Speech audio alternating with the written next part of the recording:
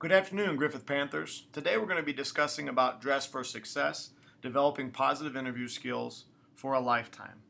The reality of it is, whether you're talking about going to college, going into the military, or even pursuing a career, it's very, very important that you learn how to present yourself in a positive manner that gives you the best chance for success. It's interesting to look at cultural and social influence on this situation. In the 1930s and 40s, it was very, very common for men to walk around in shirts and ties, women in dresses. And obviously, we've seen a significant, what you'd say, a difference, a change, where we are a more leisurely society where you see people more comfortable in cargo pants and shorts.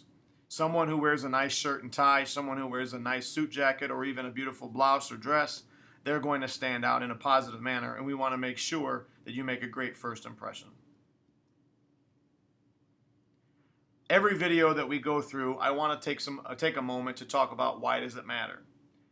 We want you with this video to start considering some of your interpersonal relationship skills, which means simply how do you communicate with other people? Do you give off the best vibe possible? 2, make sure that you have opportunities to understand. Those of you who are in high school, you may already have an after-school job. But to those who might be considering that, we want to start talking about what it's like to interview for a job, what it's like to put applications in for a job, and how to put, again, give it off that first impression to give yourself the best opportunity possible. Third, there are many colleges that ask actually for a entry interview. So before you even accepted into the college, you have to actually interview with their admissions officer. I had to do that at Valparaiso University. It's fairly common. Again, you want to make sure that you do your very best when it means the very most. 4, some of you are going to leave us as you walk across the stage and graduate and then go directly into pursuing a career. Again, this is a great opportunity to reflect on the skills that you need to get your foot in the door of that job that you're dreaming about. We really truly believe that regardless of the career path you choose after you leave us here at Griffith, that these are some skill sets that are going to help you along the way. Before you even think about interviewing, the first thing you want to think about is how should you dress. When you are sitting in an interview, the reality of it is who you are speaks so loudly that sometimes what you say isn't nearly as important as how you say it and how you appear. So when you're thinking about how you should dress for an interview, the first thing you should think about is the level of position that you're looking at. The second is the type of job that you're looking at. If you were working at a gymnasium or you're working out in a Parks and Rec type environment, maybe wearing a shirt and tie isn't quite as important as it would be if you're going to be working in an office or you're going to be working for a doctor or something to that effect. It's important to know what type of interview you're looking at before you go. And if you're not sure, it's best to just overdress. And overdress, I simply mean you're never going to go wrong, guys, with a pair of khaki pants, a nice button-up shirt, and a tie. Ladies, in a nice dress or in a wonderful blouse, you're never going to go wrong. So if you're not sure, it's best to overdress. Here are just a few examples of some nice wear that you could consider when you're going for a job interview. Ladies, take a moment to review the chart. It discusses the hair, blouse, skirt, pants, shoes. These are some ideas. You want to make sure that you send a positive and yet professional message when it comes to your, not only with your the way that you design your hairstyle that day, but also in the cuts that you wear with your skirt, your pants, and even the heels on your shoes.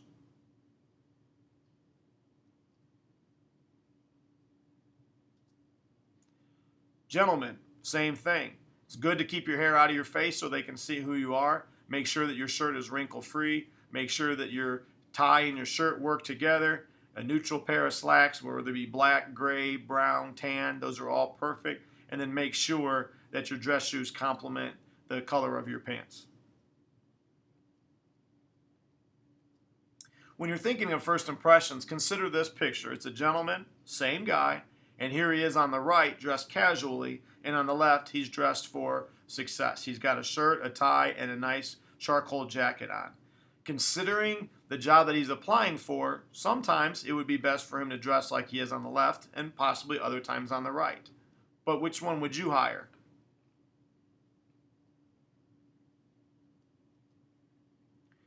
Here's another picture that shows just some different versions of formal dress wear that a gentleman might find appropriate to wear to an interview.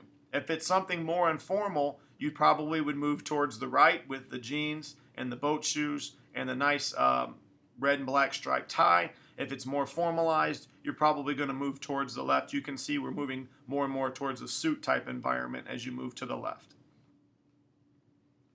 Ladies, you have all kinds of options when you are looking at dressing professionally, and here are just a few of the types of dresses that would look wonderful in any type of office environment.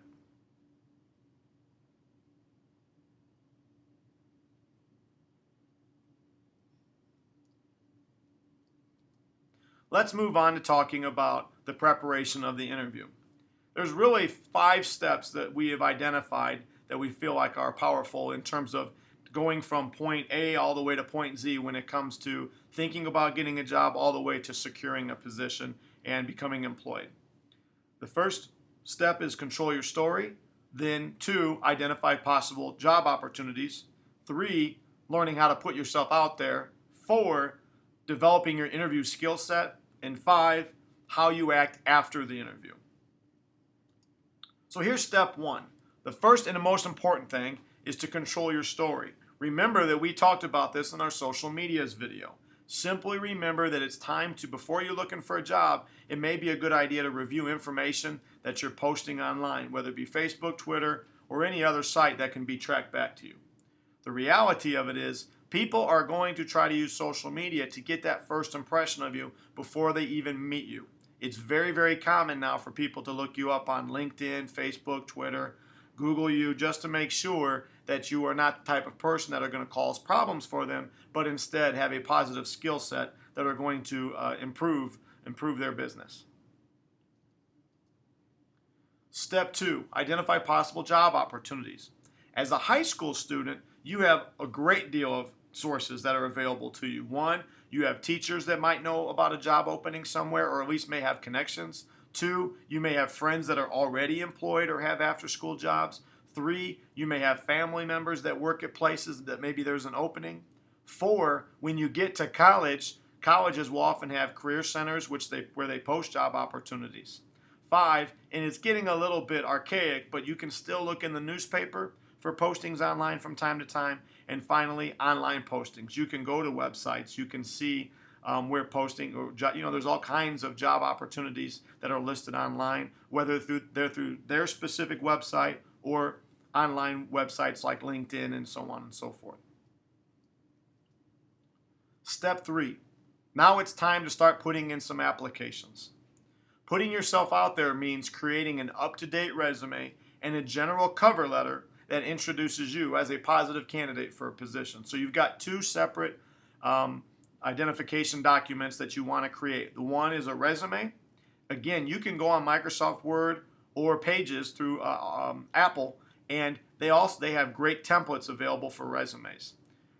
2 is you're going to write a letter of introduction. Basically, it's a short, brief, couple paragraph long paper that explains who you are, why you're applying, and why you could be considered as a positive candidate for this position. Here are some other tips. Make sure that whenever you type or print information that you are going to hand in, that you use blue or black ink. This isn't the time to get creative with pink or purple or glittery pens. This is the time to stay easy. You want to be able to read your information, blue or black ink. Remember, when you're applying for a job, sometimes in the beginning, if they have a lot of applicants, they're actually looking for reasons not to hire somebody. If they can't read your handwriting, that's going to be a no-no. That's why, whenever possible, it's a great idea to print information off of a computer. That way, if your handwriting suffers a little bit, they're getting a clear information, they're getting a professional layout of who you are and why you're going to be a good candidate. The last thing, before you send anything in to any job opportunity, please make sure that you have somebody else check your information.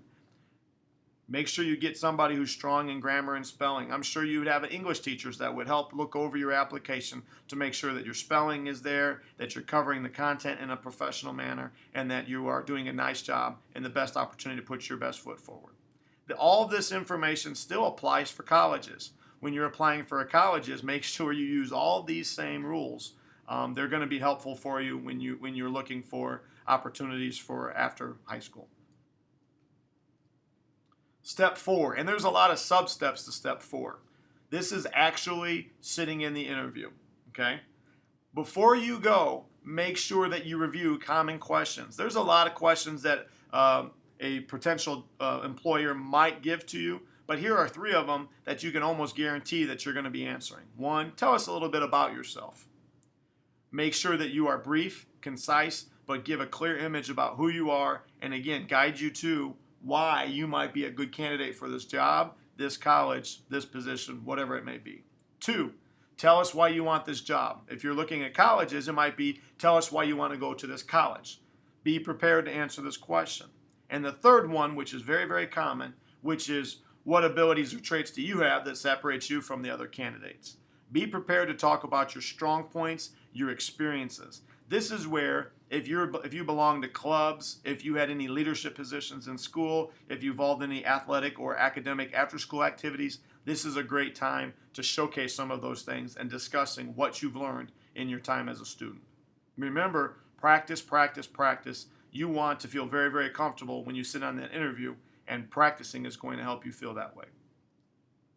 A lot of these things have already been covered, but make sure that you're dressed appropriately. Make sure that when you introduce yourself that you create solid eye contact and you give a firm handshake. Remember, you don't want to have the dead fish handshake. When you're thinking about how long to maintain eye contact, simply this. Grasp the person's hand firmly, shake consistently, and you want to handshake them just long enough that you can look them in the eye and determine their eye color. That's about the amount of time that you want to handshake, and that's about the amount of time that you want to give eye contact and share with them, hello, my name is ... When it comes time to sit down in the chair, make sure that your rear end is all the way in the back of the seat, that your shoulders are up, and that you have a good, strong, positive posture. When you're answering interview questions, whether this, again, be for college or for a job, remember to answer in a clear and concise manner. Don't give them more information than they're looking for. Answer the question. They will, if they need to, will ask guiding questions to make sure that they have clear information on you. Make sure that you represent your best true self, which means before you even go in the interview, remember and remind yourself of some of the positive things that you've done. If you were in Boy Scouts, if you were in Honor Society, if you were on Student Council, this is a great opportunity to make sure that they know that you've already had leadership opportunities. When you talk, especially if you are in a group interview, scan the room, which means my best bet is I scan from left to right, and I try to maintain or at least establish eye contact with everybody in the room. That being said, whoever asked the question is going to get the majority of my eye contact when I'm speaking with the group. Again, I'm going to repeat that. The person that asked the question is going to get the majority of my eye contact, but I'm still going to scan the room and make sure that I am engaging the groups, because you never know who the decision maker is in the room. Next, be prepared to ask questions. You are interviewing them too, whether or not you want to work for them. This is a great opportunity. Asking quality, logical questions demonstrates that you're interested, that you've done your homework, and that you are a thinker. Once the interview is over, it's important to make sure that you continue to develop a relationship and a rapport with Class and Dignity. When you are in the question, or in the interview, oftentimes they'll ask you, do you have any questions? One great question is to ask them about their hiring timeline, aka when are they deciding on who's going to get hired? How long will that process take? That way, you know as you're leaving how long you might wait when you're waiting to hear back from them. 2, it is professional and considered okay to write a quick handwritten letter, as long as you've got nice handwriting, or shoot a quick email to whoever the main person is in the interview, just simply thanking them for the opportunity to interview for the position. It could just be simply, hey, I want to thank you for the opportunity to interview for this position. I greatly appreciated the opportunity to meet with you and get to know you a little bit better. Just something brief, just something that lets them know that you are appreciative And then also make sure that any letter that you include your contact information so that they know how to get a hold of you when they're going to offer you the job, if that's the case. There is so much to cover when it comes to making sure that you use positive interpersonal skills that we can't possibly cover it all in one video. But this is a good start to a better conversation. Please make sure to know that you can refer back to this video at a later time. We're going to connect it to the Griffith website so that those of you who maybe aren't interviewing now, but maybe later on in the spring after the winter, you might be interviewing for a job, we want you to have access to it as well. So in conclusion, remember, 1, control your story. This means representing and putting your best foot forward on Facebook. Please make sure that when you post information, when you leave comments, you do so in a professional manner. Don't allow the social media world to become your personal gossip column. 2, identify possible job opportunities. You can be talking to your friends, to your family, to teachers. You can look online, you can look in the newspaper, and even when you are going to the stores, like if you're going shopping at the mall or you're eating at a fast food restaurant, you can check out because oftentimes they'll post when there's a job opening.